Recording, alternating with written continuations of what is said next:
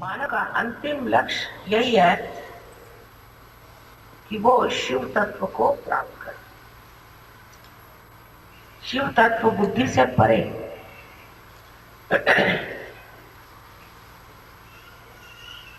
उसको बुद्धि से नहीं जाना जा सकता। जब तक आप आत्म साक्षात्कारी नहीं होते, जब तक आपने अपने आत्मा को पहचाना नहीं, अपने को जाना नहीं, आप शिव तत्व को जान नहीं सकते। शिव जी के नाम पर बहुत ज्यादा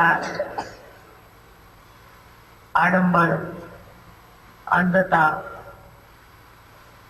और अंधश्रद्धा फैली हुई।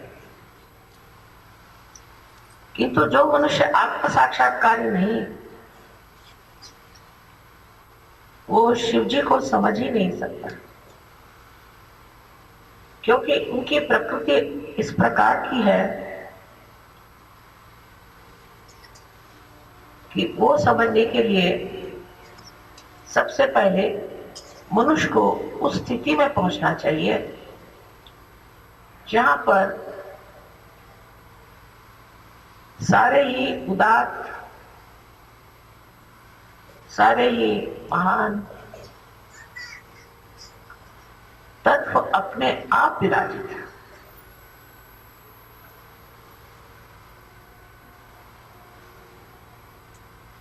उनके लिए कहा जाता है कि वो भोले शंकर।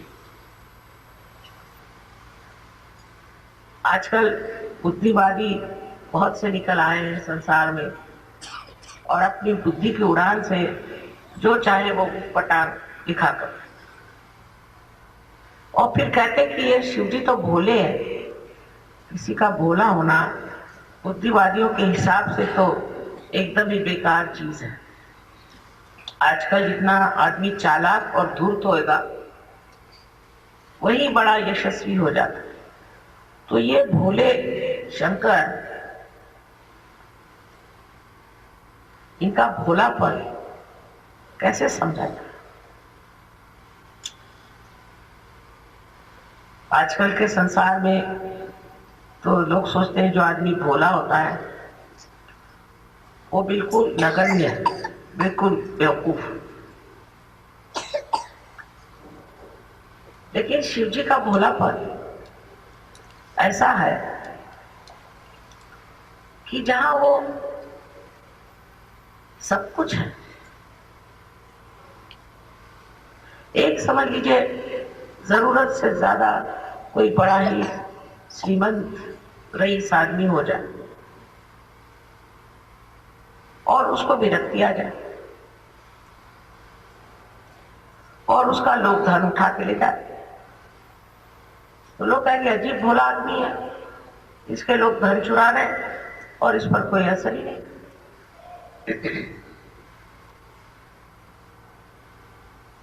लेकिन जब वो विरक्ति आ गई तो उस धन का उसको जब महात्म्य ही नहीं रहा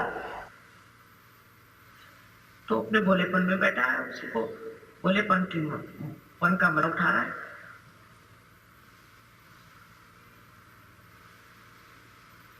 जब सब चीजें अपने आप हो ही रही है, सब जब कार्यान्वित ही है, तो शिव जी का उसमें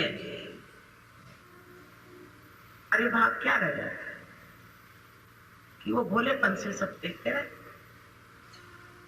कि वो साक्षी सुख होकर के शक्ति का कार्य देखते रहे। शक्ति ने सारी सृष्टि रचाई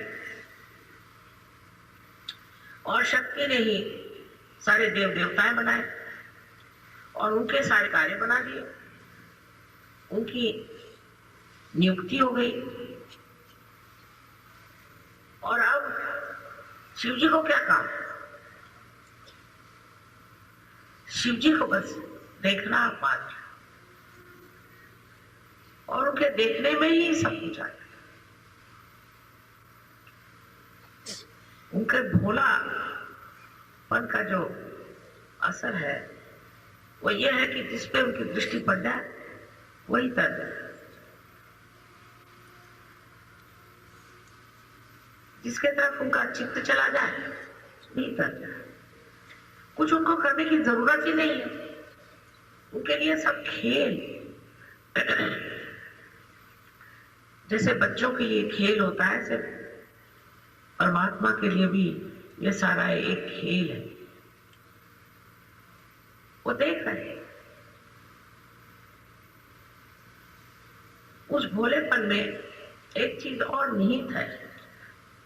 जो भोला आदमी होता है, सत्यवादी होता है, अच्छाई से रहता है, वो जब देखता है कि कोई बहुत ही दुष्ट उनसे मुठभेड़ ले रहा है, तब उसको बड़े जोर से क्रोध आता है। भोले आदमी का क्रोध बहुत जबरदस्त होता है। चालाक आदमी होगा तो वो क्रोध को इधर उधर घुमा देगा, उसको कुछ ऐसा बना देगा कि उसकी प्रखर जो कुछ किरणें हैं वो शांत हो जाए। लेकिन भोला आदमी जो होता है वो हंसते ही रहता है, ये क्या मेरे ऊपर वार कर सकता है। इस वक्त हम छोटी छोटी बातों को अभी सोचते रहते हैं। 17 मरतबा सोचेंगे किसके लिए क्या करना चाहिए, कहाँ के लिए क्या करना चाहिए, इसकी योजना कैसे करनी चाहिए, प्लान कैसे बनाने चाहिए, दुनिया भर की।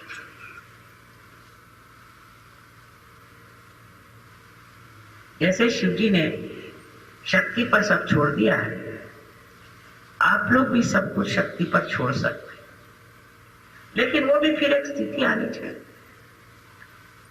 वो भोलापन आपके अंदर आना चाहिए। इस भोलेपन का मतलब यह है कि किसी तरह की नेगेटिविटी आपके अंदर आ ही नहीं सकती। इसीलिए आप बोले हैं कोई चीज आपको छू ही नहीं सकती, तो आप बोले बेकार में परेशान क्यों है। जो बिल्कुल विशुद्ध है, इसमें कोई भी चीज का असर ही नहीं आ सकता, जो समर्थ है, इसकी शक्तियां स्वयं ही उसकी रक्षा करें, उसका प्रभाव क्या करें क्या न करें।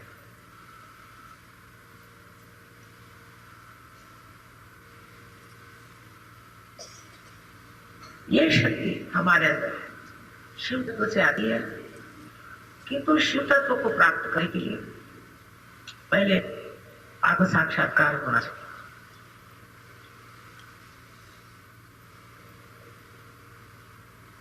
कुंडलिनी जो है वो शक्ति है, और चक्र जो है ये सीढ़ियां। इन सब सीढ़ियों से चढ़ के आखिर प्राप्त एक ही करना है, वो है शिव तत्व। सारे देव देवताओं को इसी में एक संलग्नता है, इसी में एक विचार है कि आप सबको शिव तत्व पे पहुंचा दें। ये उनका कार्य है। Sadashiva, which is reflected within us as Shiva, as the spirit.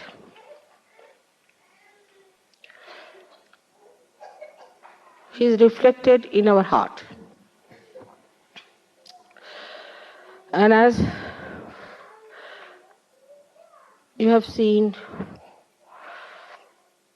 that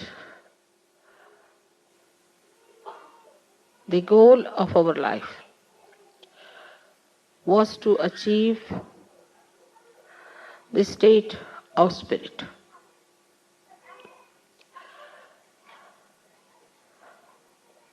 The other day I was reading some books, how it was done.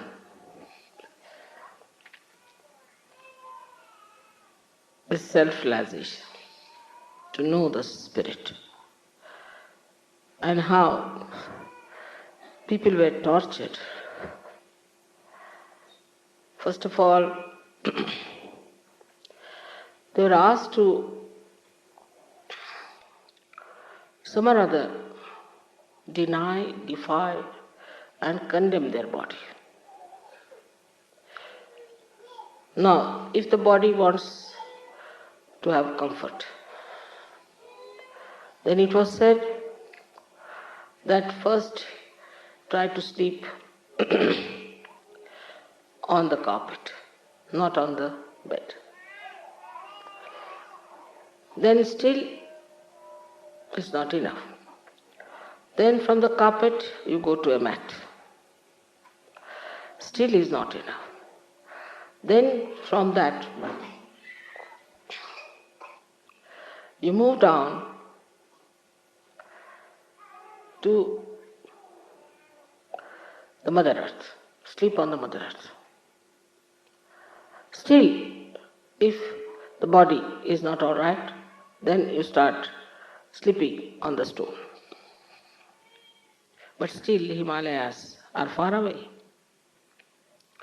because Shiva resides in Kailasha. So you go to Himalayas and sleep on the ice.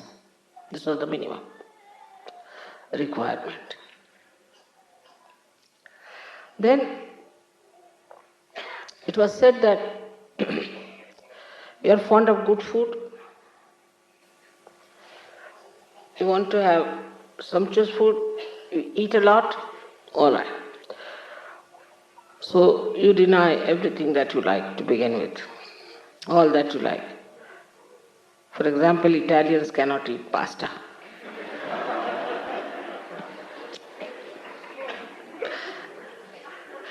Then deny that. But that's not sufficient. After that, you start eating things which are very bitter. As in the Zen system, they give you to eat something which is like quinine raised to power 108, which is absolutely bitter or absolutely sweet. So put your tongue into test.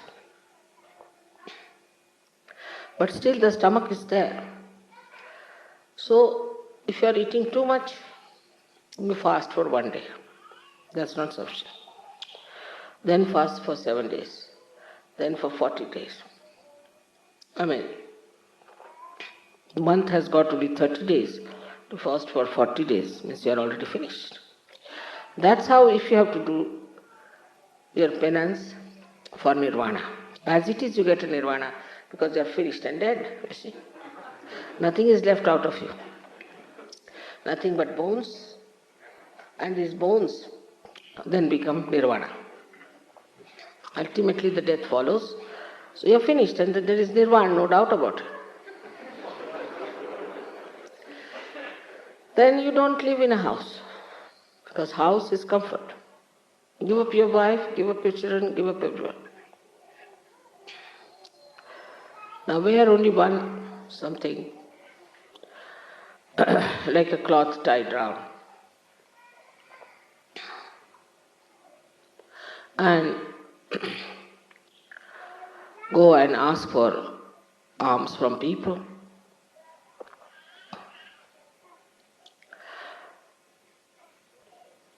With these clothes also, there is still problem, because you are attached to your cloth. So you go to Himalayas, where there is nobody to see you. Take out your clothes, and in that cold, you stay there completely shaking. Then you will get your nirvana. As it is, you get nirvana.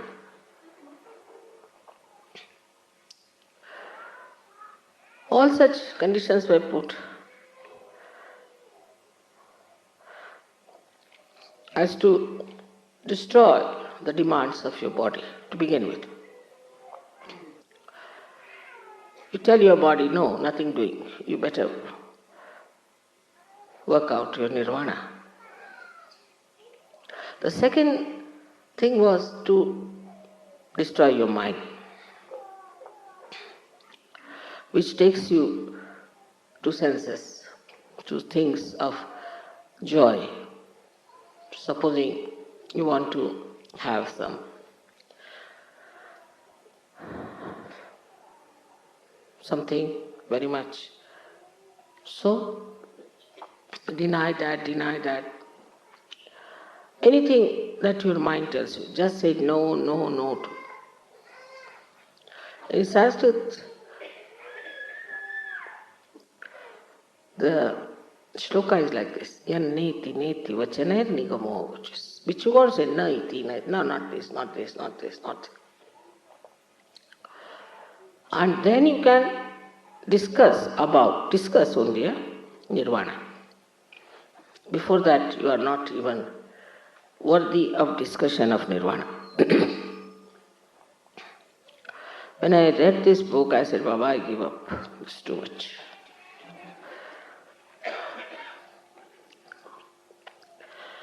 But in Sahaja Yoga, it's the other way now.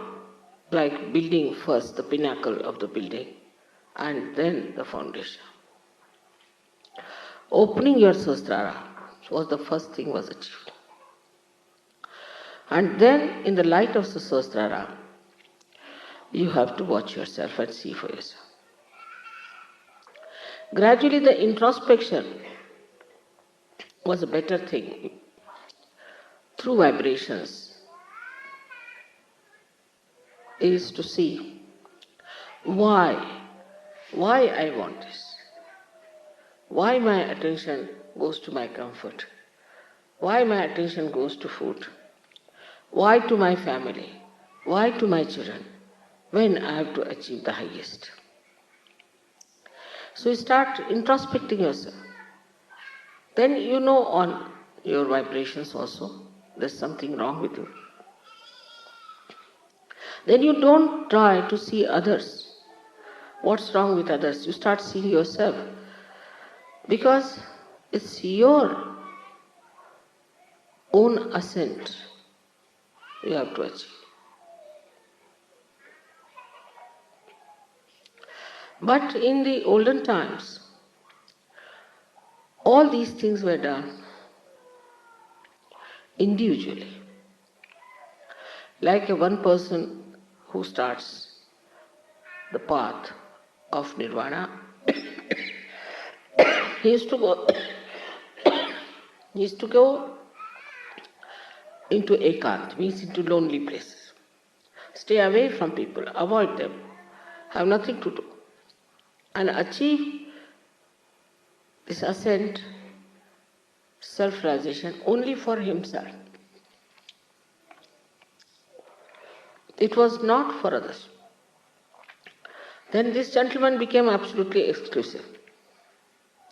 He wouldn't talk to anyone, he wouldn't meet anybody, and he would sit somewhere on top of a remote mountain. Anybody who tried to meet him, he would throw stones or say all kinds of horrible things and never meet that person.